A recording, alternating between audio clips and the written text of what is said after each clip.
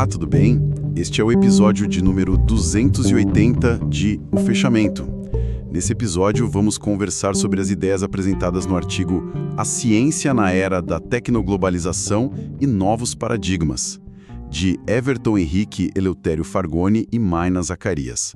Então a ideia hoje é a gente pensar junto sobre uma questão que o artigo levanta, que é bem direta.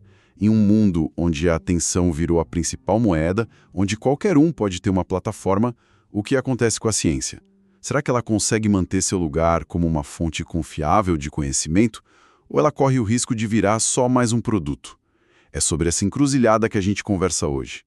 Para a gente começar a entender isso, acho que o primeiro ponto é a própria ideia de influência, que mudou radicalmente, né? Antigamente a gente pensava em cientistas, jornalistas, um grupo mais restrito.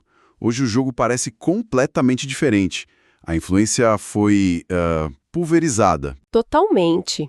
E essa pulverização, assim, bagunçou um pouco o coreto. As fronteiras que a gente conhecia entre o que é público, o que é privado, ou até o que é real e o que é virtual, ficaram muito embaçadas. E isso desafia a ideia de quem é o especialista, né? Antes você precisava de credenciais, de publicações.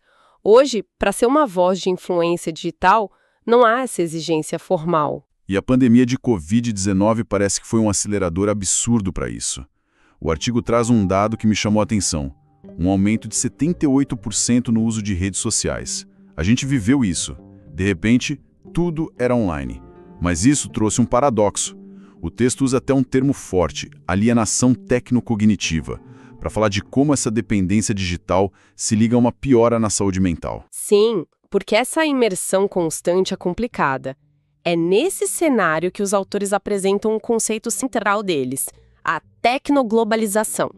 A ideia é a fusão de duas forças gigantescas, a tecnologia da informação e o motor do capitalismo global. E essa força tem dois lados. Por um lado, ela permite um nível de controle corporativo que a gente nunca viu. Por outro, a mesma tecnologia dá as ferramentas para que grupos se organizem e contestem esse poder. É uma tensão constante. Certo, então essa tecnoglobalização é o pano de fundo. Agora, como é que essa força toda impacta o fazer científico na prática? O texto argumenta que a ciência está sendo cada vez mais engolida pela lógica de mercado, e isso gera problemas sérios. Se a gente conectar os pontos, vemos que a ciência está sendo puxada para uma engrenagem comercial. O primeiro efeito disso é que a pesquisa começa a ser guiada mais pela rentabilidade do que pela curiosidade ou necessidade humana. Áreas que são fundamentais para o nosso bem-estar a longo prazo, como certas áreas da saúde pública, da ecologia, acabam ficando de lado porque não dão lucro imediato. Mas espera um pouco. Alguém poderia argumentar que isso sempre foi um pouco assim, não? O financiamento sempre veio de algum lugar com interesses. O que tem de tão diferente agora? Essa é uma ótima pergunta, porque a diferença é sutil, mas ela é fundamental. A questão não é a existência de um interesse, mas a escala e a lógica por trás. Hoje, temos uma subordinação sistêmica. Não é só uma empresa financiando um projeto, mas todo o ecossistema de pesquisa sendo reorientado para pensar como um negócio. E isso nos leva ao segundo ponto, a criação de enormes assimetrias globais. A agenda do que deve ser pesquisado passa a ser definida por um pequeno grupo. E aí entra a famosa fuga de cérebros, imagina.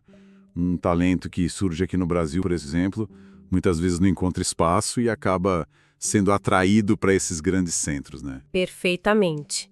A gente perde o talento e a capacidade de produzir ciência a partir da nossa realidade. E o terceiro ponto é talvez o mais profundo, a erosão da autonomia do próprio pesquisador. A pressão é para gerar patentes, produtos, e a liberdade de explorar caminhos inesperados, de errar, que é a alma da descoberta, fica comprometida. Essa ideia de uma lógica que se impõe sobre tudo me conecta muito com um conceito de capitalismo de vigilância. O artigo menciona como as gigantes de tecnologia, como Google e Meta, coletam nossos dados para prever e até moldar o nosso comportamento. E essa lógica pode se infiltrar na ciência. Sem dúvida. Vamos pensar num exemplo prático. Imagine que uma empresa que coleta dados sobre hábitos de consumo identifica um grupo enorme de pré-diabéticos. Ela decide financiar uma pesquisa em diabetes. A tendência é que a pesquisa não busque uma cura universal e barata, mas talvez em desenvolver aplicativos, produtos, serviços personalizados e lucrativos para aquele grupo que ela já identificou.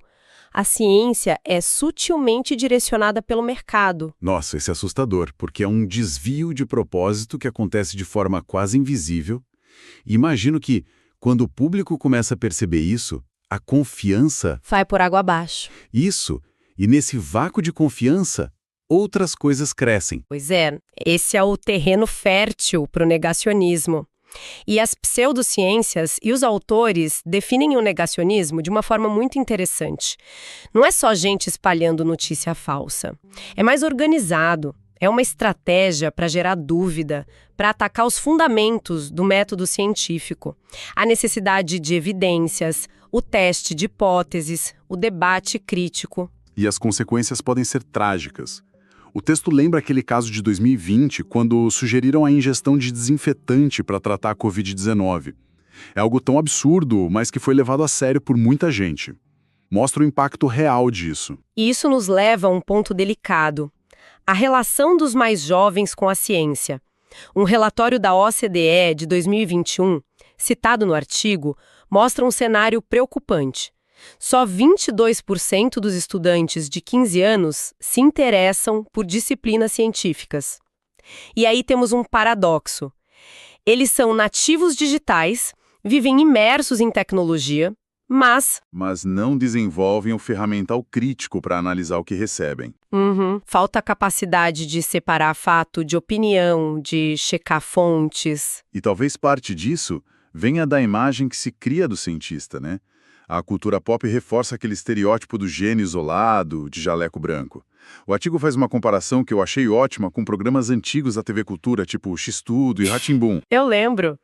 Eles eram divertidos, mas mostravam a ciência como um processo, como uma forma de investigar o mundo, algo acessível. Isso, eles desmistificavam a ciência. Mostravam que fazer uma experiência na cozinha era o começo do mesmo raciocínio de um grande cientista.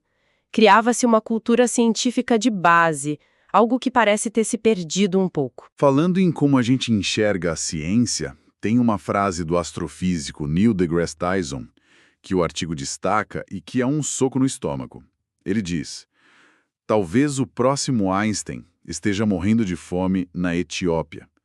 Essa frase resume de forma brutal o que os autores chamam de neocolonialismo científico. É uma frase muito forte. Ela nos conecta a um conceito chamado epistemicídio, que é o assassinato de formas de conhecimento. A ideia é que, ao concentrar a produção científica em poucos lugares, nós não estamos só criando dependência. Estamos ativamente sufocando saberes e talentos que vêm de outras realidades. O potencial humano é universal, mas a oportunidade não é.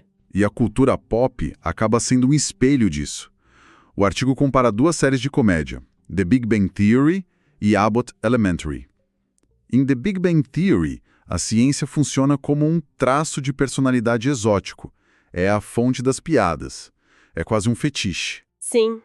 Ela é transformada num marcador cultural. Ser nerd vira um estilo de consumo. A série não convida o espectador a se engajar com o processo científico, mas sim a consumir os símbolos associados a ele. O conhecimento vira um adereço. E aí, em contraste, o artigo aponta para Abbott Elementary. A série é sobre professores de uma escola pública com poucos recursos. E ao mostrar a luta diária por materiais básicos, ela faz uma crítica muito mais profunda. Ela expõe os mecanismos que, desde a base, impedem que talentos de minorias tenham a chance de sonhar em ser cientistas. Ela está com o mito da meritocracia. A comparação é excelente. Uma série transforma o conhecimento em entretenimento, a outra o trata como um direito que está sendo negado. E essa diferença de prioridades aparece em números. O artigo compara o público de 2 grandes eventos no Brasil. A reunião da Sociedade Brasileira para o Progresso da Ciência, a SBPC, teve 43 mil participantes em 2022. No ano seguinte, a Comic Con Experience, a CCXP, atraiu 300 mil pessoas. Nossa, os números são brutais. quase 7 vezes mais gente. Isso mostra de forma muito clara onde está a atenção, onde está a energia cultural do país. Não é um julgamento de valor, mas uma constatação. A conversa sobre ciência está competindo em um ecossistema que privilegia o espetáculo. Então, depois de tudo isso, para a gente ir amarrando as pontas, a ciência parece estar mesmo nessa encruzilhada, tentando manter sua integridade num mundo digital que funciona na base do engajamento rápido e de lógicas de mercado. Isso nos leva à reflexão final que o material propõe e que eu acho que vale a pena deixar para quem nos ouve pensar a respeito. O debate não é só sobre ter mais acesso à informação, é mais profundo. É sobre entender como o sistema transforma o conhecimento em mercadoria. A gente assiste a séries como Black Mirror e fica chocado com futuros distópicos de controle tecnológico. Mas a provocação que fica é: será que as ferramentas que usamos todos os dias já não estão fazendo isso? Elas estão nos ajudando a pensar por conta própria, a sermos mais críticos e autônomos, ou estão sutilmente nos treinando para sermos consumidores mais previsíveis e cidadãos mais dóceis, ajustados à manutenção das hierarquias de sempre? E se você gostou de nosso papo, compartilhe nosso podcast com seus amigos, porque é tempo para o entendimento. Até a próxima!